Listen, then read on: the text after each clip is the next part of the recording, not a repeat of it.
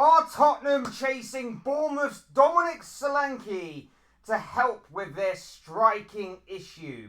Hey guys, welcome back to the channel, welcome to another video. Today's video is going to centre around this man right here, Dominic Solanke, who within the past 24 hours or so has been subject to heavy speculation surrounding his future at Bournemouth, with Tottenham Hotspur being linked with signing him this summer. It's obviously and clearly an area where Tottenham are looking to strengthen, and Postecoglou himself has come out and said that they are particularly thin in that area.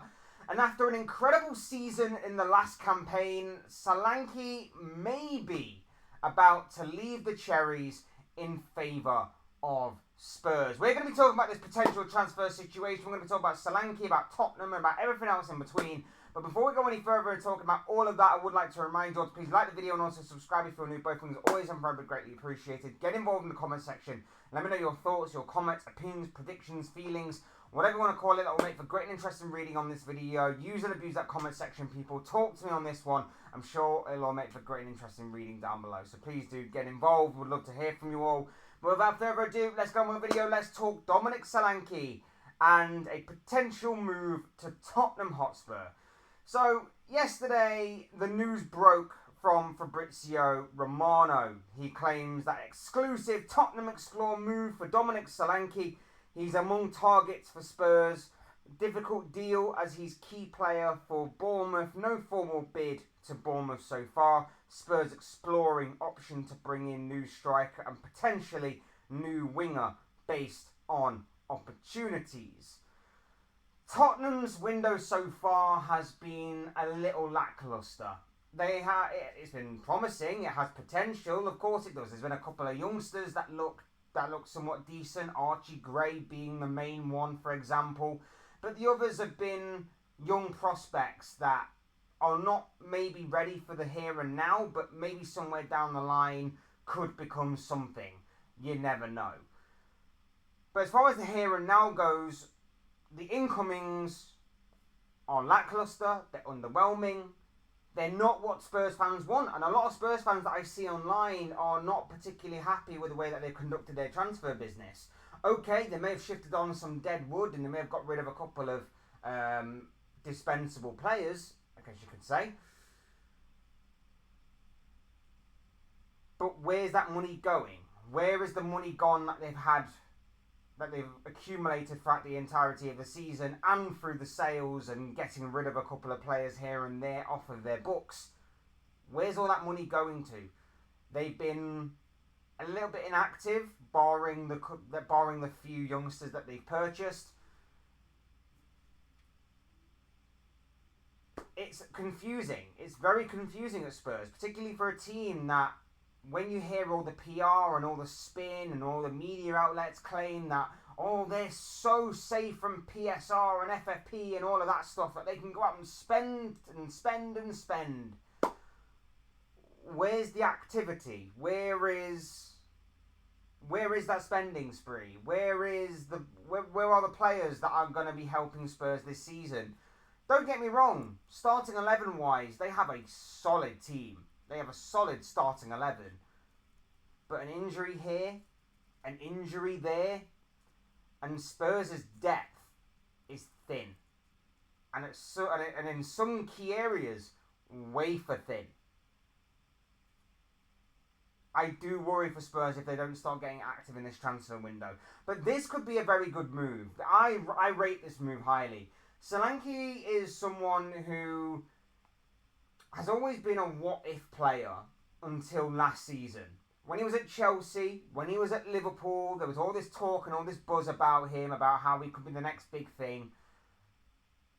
And nothing really came to fruition for him. He didn't really have the opportunity and the chance. And then he moves to Bournemouth. He has a very good season, I believe, in the Championship a few years ago.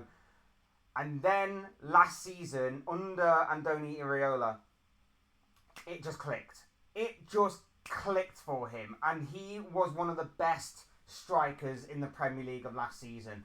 Probably behind, obviously Haaland gets Golden Boot. Ollie Watkins got the most goal contributions last season. Alexander Isak as well needs to be mentioned. But he probably was like the third or fourth best striker in the Premier League, at least goal return wise.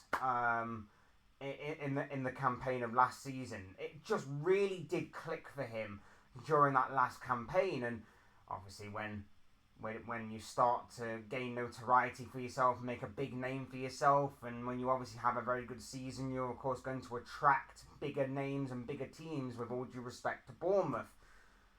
And that's why Tottenham come calling in, I guess, if you want to consider them a big team. No, I'm joking, of course. With all due respect, yeah, you get my point. But Spurs are in need of a striker. Now, Richarlison is still there, but there are still whispers and rumours that he could still be going to Saudi Arabia. And even then, when you look beyond Richarlison, the depth-wise of that position isn't exactly strong. Yes, you could move Son there. They have Timo Werner again for this season, but it's Timo Werner, and Son does his best work on that left-hand side, in my opinion. So this would be a very sound, safe, and straightforward move, it would seem. Well, not straightforward as in the deal, but straightforward as in identifying a target, should I say. It's going to be difficult, as Romano states. Solanke is a big component in that Bournemouth setup. He's obviously a big name player. He's obviously a big cog in that particular machine.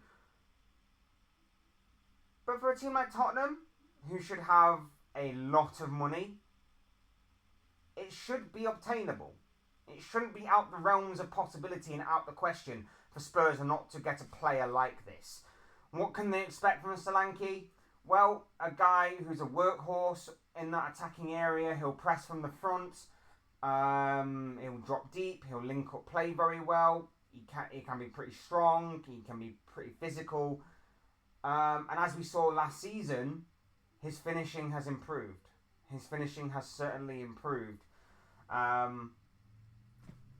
think he'll work well with Spurs in terms of that work rate aspect, in terms of doing the industrial side of the work, of the job. And not only that as well, but he's a decent poacher as well. Anything in and around that 6-yard area, as Spurs like to get the ball into there, he's going to be a menace. He's going to be a menace to any single defence that he comes up against. I think this works out really well for him. I think this works out really well for him if he wants to go to Spurs. I think they play to hit. I think they will play to his strengths. But it's whether or not he wants to go. Spurs sort of in limbo right now. Like I say, I don't really know what to make of them for the next season. They very well could maintain this the kind of thing that they set up at the beginning of last season, and obviously throughout the debut season of Ange Postecoglou. They very well could maintain their standing in that front. They very well could get better. It is possible. It's certainly possible. But with no signings, with how they ended the season, I'm more inclined to see a bit more of a drop off, in all honesty. But Solanke could certainly help them. He could certainly help them in that aspect, particularly goal scoring, of course, but just overall play. Like I say, he's a player who doesn't just sit still. He'll work his socks off. He'll press from the front, which of course is what Postecoglou wants. He wants his team to press from the front. He will work well with that, and his link-up play is getting stronger and stronger every time I do see him, which will obviously work with the likes of Son on one side, Kulusevski on the other, and then of course, if you have the number 10 role of Maddison still, you've got Maddison, the main creator, just playing off of him, that will love to constantly feed the guy chances, and his improved finishing will tell you that he will bury some of those chances. It's not going to be an easy transfer. Romano said that again. In terms of obviously getting him away from Bournemouth, it might take a lot of money. I don't necessarily think his contract is up anytime soon. I think there's about 2, 3, 4 years maybe still on that contract, I believe. I could be wrong on that, but that's what I think I'm remembering right in saying that. So, yeah, it sounds like a very good move for Tottenham, but whether it's easy obtainable or not is obviously another thing. But I do worry for Spurs. It's August now. And similarly to my team of Liverpool, we've not really done that much transfer business. There's been rumours, there's been whispers, but there's been nothing concrete. And I worry for us. Don't really care for Spurs, but I would be worried if I was a Spurs fan that nothing's being done. Yes, you have gotten rid of a few deadwood players. Yes, you have brought in a couple of prospects for the future. But for the here and now, when you're considering that you haven't won a trophy in 16 years. 16 years, will be 17 by the time 2025 comes around. You need to start moving quickly. And especially with this team that you have right now, because, you know, Vicario, for as decent a goalkeeper as he is, for Van de Ven, who is an absolute quality defender, you know, maybe even the likes of Maddison, maybe even the likes of Sarr, they're not going to wait around forever. They're not going to wait around forever, and especially if you have an underwhelming and uninspiring transfer window like you're having right now, how long before those players decide to call it a day, pack it up, and try and fight for a move somewhere else? I would worry if I was Spurs a little bit. They could still pull the rabbit out of the hat, and this would be a fantastic start. There needs to be more, of course, but this would be a brilliant start if they could get Dominic Solanke. But, obviously, remains to be seen. These are just the thoughts, comments, opinions, predictions, feelings, whatever you want to call it, of this guy. I want to know what you guys think. What do you make of Spurs? What do you make of this potential move for Dominic Solanke? I'd love to know what you guys think and feel down below in the comment section. Your thoughts, comments, opinions, predictions, feelings, whatever you want to call it, will make for great and interesting reading, I'm sure, down there. So please do use and abuse that comment section, people. Talk to me on this.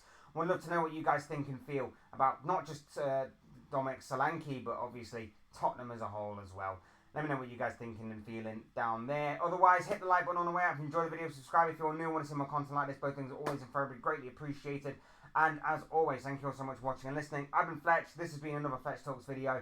And I will see you speak to you all again soon in another video or live stream or whatever it may be. Cheers, guys. Thanks for watching. Take care.